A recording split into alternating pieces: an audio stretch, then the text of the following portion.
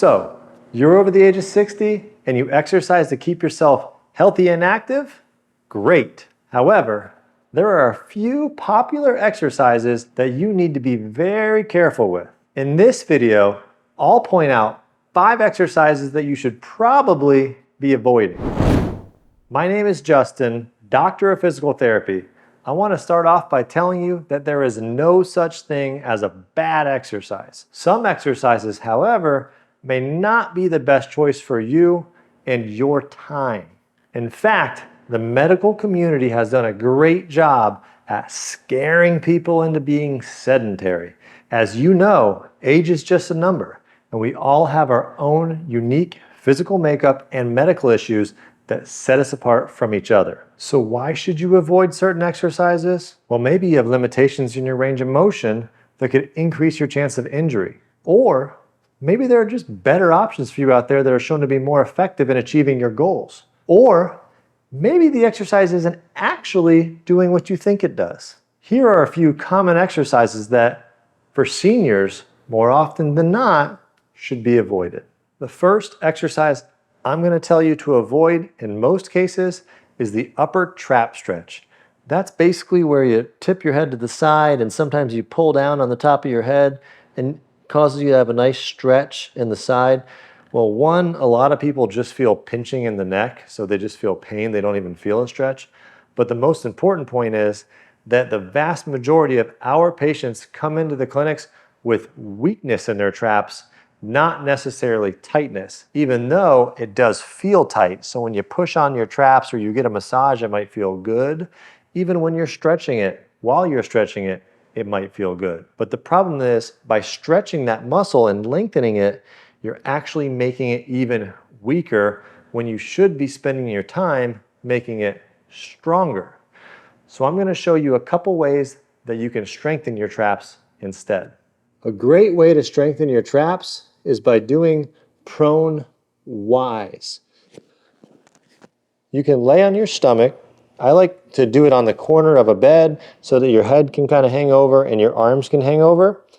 And then keeping your body nice and still, you're going to raise your arms like a Y, high as you can. Lower them down nice and slow. Repeat that about 10 times.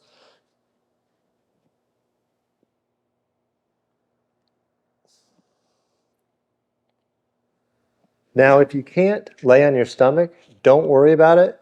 I'm going to show you a way that you can modify this so you don't have to. This is an easy modification for those of you who don't like laying on your stomach. Just find a bed or the side of your couch, like the arm of your couch is about this height. Sit in a chair, scoot your butt back, lean forward, have your thumb straight up towards the sky. Keep your chest and back nice and still, upper body nice and still, and do those same Ys.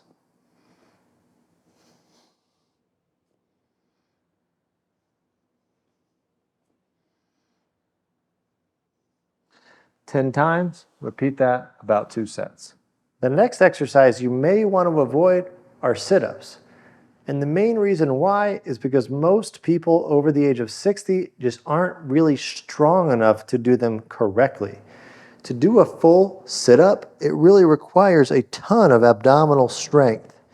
Now, what can make things easier, and you may have even done it before yourself, is to have something that you can pin your legs with. Sometimes someone holds your feet, or if you stick your legs up underneath something to where you can pin it down, then you can actually use your hip flexors to help pull your upper body up into a sit-up instead of using your abdominals. So just by doing a sit-up without anything to hold my legs, it's really difficult. But if I had something to hook my toes into, I could easily pull myself up. And I did that by yanking with my hip flexors. So a sit-up might get your abdominals, yes, but it's also really grabbing your hip flexors. What that can do is make them tight over time and kind of spastic, which can then cause you to have pretty bad low back pain. So sit-ups have been linked to low back pain.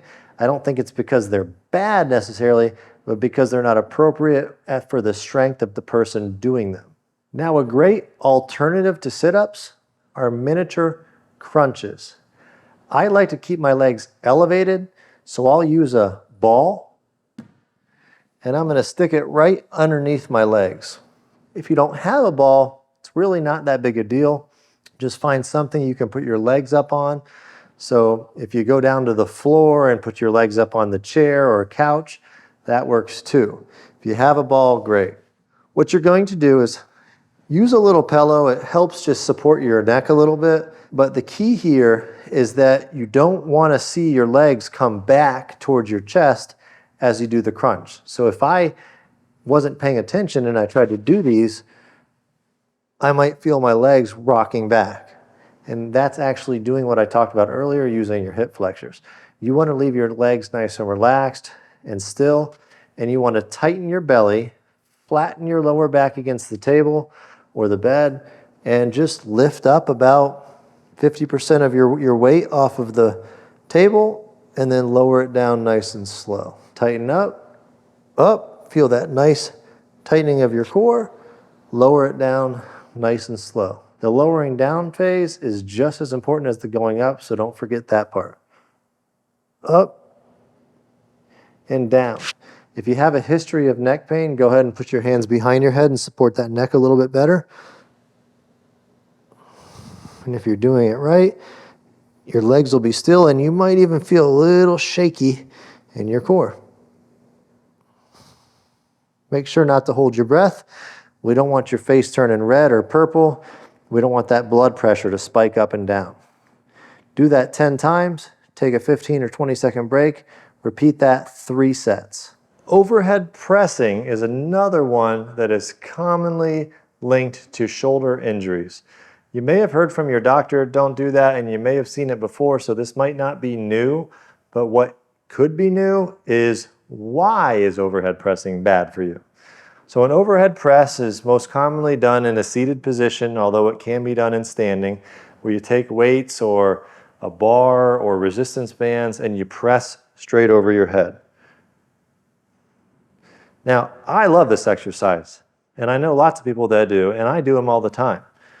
But if you don't have good mobility in your shoulder, specifically shoulder flexion and shoulder external rotation, then you're not going to be able to get yourself into the proper position that's required to safely and effectively do the overhead press. I want to show you a couple of the tests that you can do to yourself to make that call. The first test is a shoulder flexion test. You want to sit in a chair all the way against the wall and make sure your tailbone is scooted all the way back.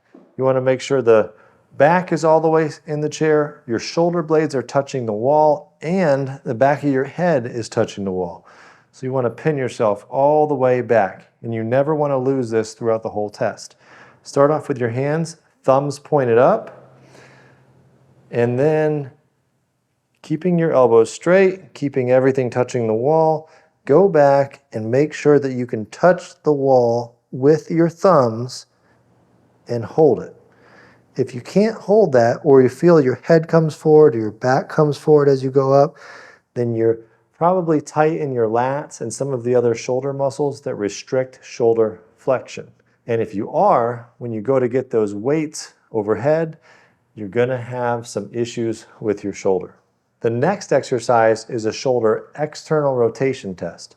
You want to start off in the same position, tailbone back, lower back in the chair, head touching the wall, and elbows touching the wall, in about 90 degrees angle to your body. And then without coming off the wall, you want to be able to externally rotate your hands and touch the wall, leaving your head, your back, and your shoulder blades touching. If you can't do this, then you're not going to be able to get into that good position to properly stabilize that weight as you go to overhead press. When you come up, you're probably going to start to internally rotate or flex forward, and it can cause impingement in your shoulder. Next on my list are planks. I'm not going to show you the plank because I don't really want to, but I am going to, with some fancy help of our editor, put someone doing a plank right here so you can see, just in case you don't know what a plank is. But a plank is kind of when you keep that core nice and straight and you make yourself like a board and you lay there and do nothing, and it strengthens your core. The problem with planking is that, one, you have to be pretty strong to hold that plank for any period of time. And I see a lot of people arching their back and doing some things wrong with that one. But more importantly, it's not really functional, because what are you ever doing in life where you need to sit still in a plank position for any period of time? That's not how we live. Now, that doesn't mean that core strengthening is not important, but the core should be used all the time with a lot of different exercises. In fact, there are other exercises that I show you in all kinds of other videos that maybe aren't targeting the core, but if you do a good job of keeping your core straight, then you're working your core. So a great alternative is by grabbing a weight, say this is a 15-pound weight, but you can start off with something a little lighter, and doing what we call a suitcase carry. So if I put a carpenter's level right across my hips there, by holding this weight, it's making me kind of want to tip like a teapot. Instead, I'm going to use my core muscles. If I'm holding the weight in my right hand, then I'm going to be dominant with my left side core muscles in order to just keep my shoulders and my hips straight. So hold that weight once you feel comfortable with it, then you can start to actually walk with it. And by doing this, you can walk forward and you can walk back. By doing this, you're actually using your glutes, your hip abductors, and your core muscles just to keep from doing nothing. Do a couple laps around your house, switch hands, and repeat on the other side. Last up on the list are exercise machines. You know, the ones at the gym that are in a line that you probably went through with a personal trainer the first time you went and you did one machine, then the next, and the next, and the next. They have a machine for every muscle group, right? I'm going to tell you that while these may not do you harm, you're missing out on a lot of the important things that exercising with free weights or doing some other types of exercise can do for you, such as provide stability. The machines provide external stability by having a chair that holds you in a certain position or a bar that holds your arms, and it makes you do that exercise or strengthen in a singular plane. So you're pulling in one direction or pushing in one direction. Whereas you don't live life that way. You're living life in multiple planes doing different motions. So for example, the hip abductor machine where you kick your legs out to the side, maybe you're sitting down, that works your hip abductors. However, sidestepping also works your hip abductors. You can put a band around your knees like I've shown you in other videos. And not only does that strengthen your hips, but it's also weight bearing. You're also moving, working on a little bit of balance.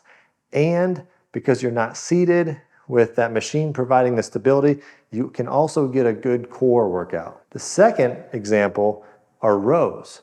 Instead of sitting down and pulling those handles and going straight back with the rows, go ahead and stand up, grab some bands and pull. That way your hands aren't forced to go in that singular plane and your body is forced to provide stability to make you do it right. Before you go, I want to emphasize one key point.